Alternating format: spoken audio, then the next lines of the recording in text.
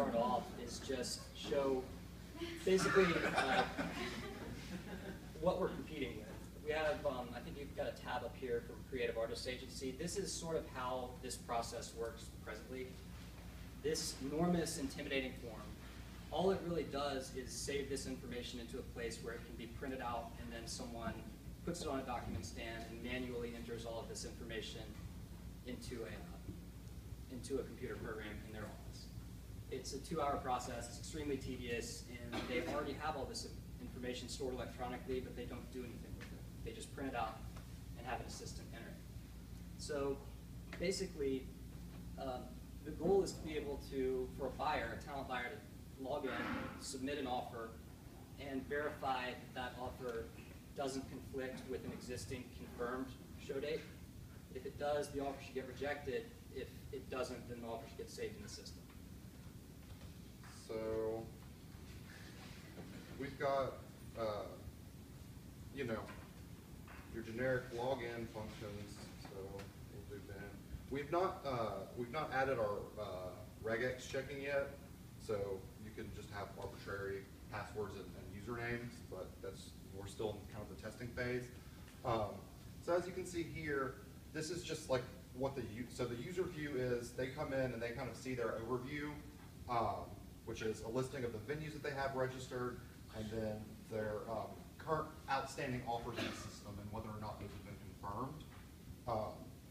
And you can see here we've got, so these circles represent each of these offers and their radius. We have them color-coded where pending offers show up as red and confirmed offers turn green. So one thing we can add venues. What happens here is we actually we pull the information from this form, and as we're creating our venue object, we actually query Google Maps on the back end and say, hey Google, here's a string. So I mean, there's actually a lot of like the acceptable ranges of inputs here are actually like kind of wide. So we can have a really dumb user who puts in like nonsense information, and Google's really good about still giving you back an object. Sensible. What? They do a good job of, if you just feed them a string that's maybe the zip code is a little bit off, you have something misspelled somewhere, they're pretty good at giving you the information as closely as possible that you want. So let's see. I'm going to log out and go into, let's see, what is it, randy@fire.com. So this user has a few more, as you can see, he's got a few more offers in the system. And there's a lot of back-end data manipulation that goes on to make this happen.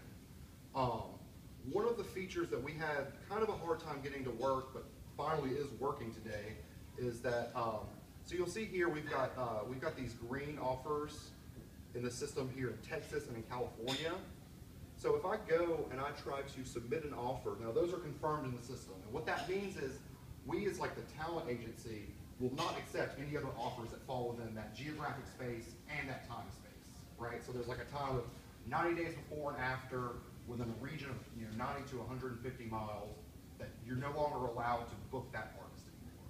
So what I'm going to do here is try and do Prince and the Revolution. So we'll guarantee him $900. And we'll make it a 90-mile radius, 90 days before and 90 days after. And what we're going to try and do here is, this Great American Music Hall is in San Francisco, and there's already a confirmed offer in there.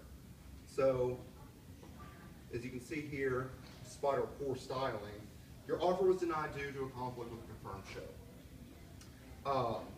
If, however, let's submit one more offer here in Nashville. So we'll do Prince and the Revolution, where there's nothing currently confirmed on our system. So we can go here, we can put it at the Ryman Auditorium. Let's make it 900 miles so you guys can see that these circles are actually reflective of how large or small the radius is. And we would like to add more information so that as a user you can kind of hover over and say, oh, this offer is for this time, this price, blah, blah, blah. I mean, again, we got into the weeds on the back end, which I'm about to tell you guys about, and that's kind of why, I know this is the front end portion of the class, but really what ended up happening is we got caught up in the weeds on the back end, and that's where most of our work ended up being was. Most of our work was refactoring the code to get it to reject an offer that conflicts with a confirmed. So you'll see here, your offer has been successfully submitted for review, and we've got a 900-mile radius, right? Cool. So let's see.